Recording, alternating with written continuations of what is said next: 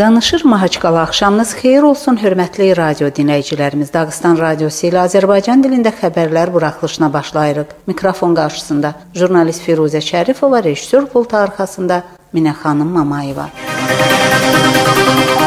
Respublika Kənd Təsərrüfatı və Ərzaq Nazirliyinin məlumatına əsasən cari il alkoqollu məhsulların istehsalı məqsədi ilə Dağıstanın müvafiq müəssisələri 120 min ton texniki üzüm növləri əldə edəcəklər. Kizlər Kanyak zavodu 50 min, Dərbəndin köpüklü şərablar zavodu 40 min, Dərbənd Kanyak kombinatı isə 20 min tondan artıq üzüm əldə etməyi planlaşdırır.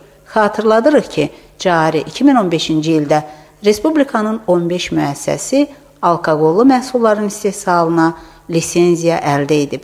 11 müəssisə kanyak, 3 müəssisə araq, 8 müəssisə üzüm şərabı, 3 müəssisə isə köpüklü şərab istehsalı edir. Nazirliyin məlumatına əsasən cari il iyul ayının 1-dən federal qanuna yeridilmiş dəyişikliklər də qüvvədədir və onlara müvafiq olaraq 5 illik kanyakları yalnız tam istehsalat bazası olan müəssisələr buraxa bilər.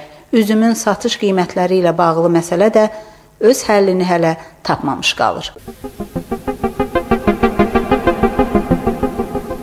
Ən böyük Rusiya bankları xarici malların yerli məhsullarla əvəzi çərçivəsində məhz Dağıstanda məmulat buraxılışına maraq göstərib.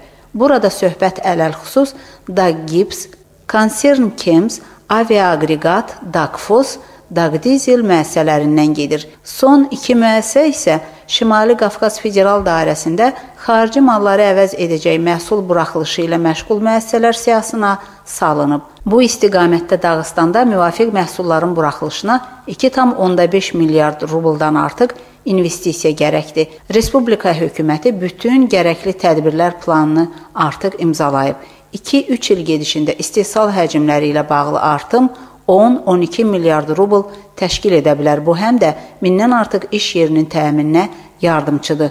Dağıstan hökuməti ölkənin ən böyük banklarının regional şöbələri ilə bu əlaqədə danışıqlar da aparıb.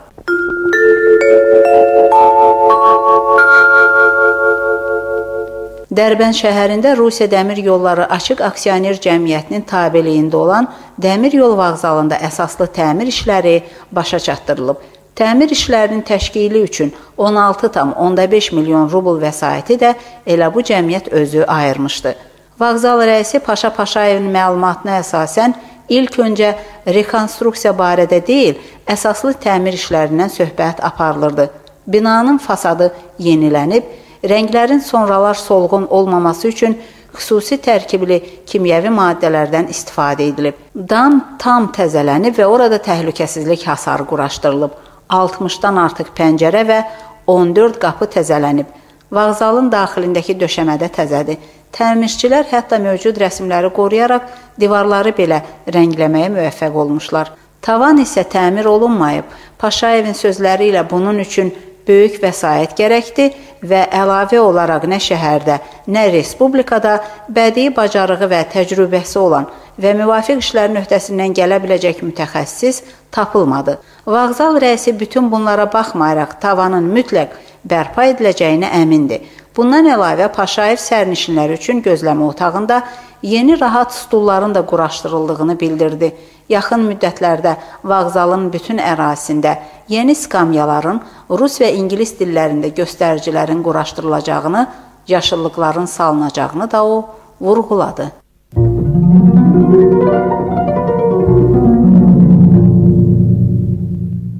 Şimali Qafqaz İşləri üzrə Nazirliyin Mətbuat Xidmətinin məlumatına əsasən cari il sentyabr ayının 26-sı 27-sində Dağıstan Respublikasında Qafqaz xalqlarının 6-cı Mədəniyyət və İdman Festivalı keçiriləcək.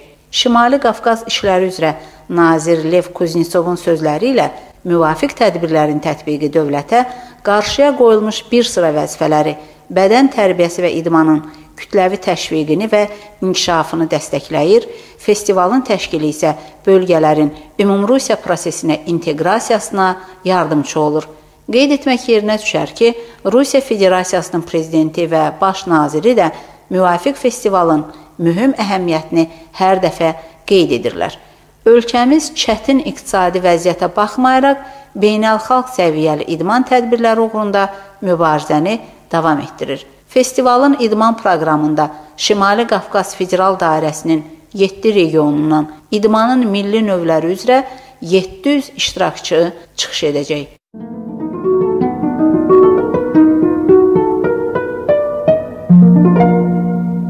Rəsul Həmzətov adına Milli Kitabxanada Abdülətif Hacıyev tərəfindən qələmə alınan və Abdurrəhman Daniyalovun həyat və fəaliyyətini əks etdirən kitabın təqdimat mərasimi keçirilib. Bu müəllifin Sovet dövrünün görkəmli şəxsiyyətlərindən biri Abdurrəhman Daniyalova həsr etdiyi 3-cü nəşridir. İlk nəşr qəhrəmanın 100 illiyinə həsr olunmuşdu. İkinci kitab isə oxucuların xahişi ilə 2010-cu ildə çapdan çıxdı. Cari nəşr isə Daniyalovun 105 illiyinə qələmə alınıb. Müəllifin sözləri ilə kitaba arxiv materiallar və Daniyalov haqqında müasirlərinin xatirələri salınıb. Hacıyevin fikrincə, bu əfsanəvi insana həsr olunan əsl kitab hələ işıq üzü görməyib.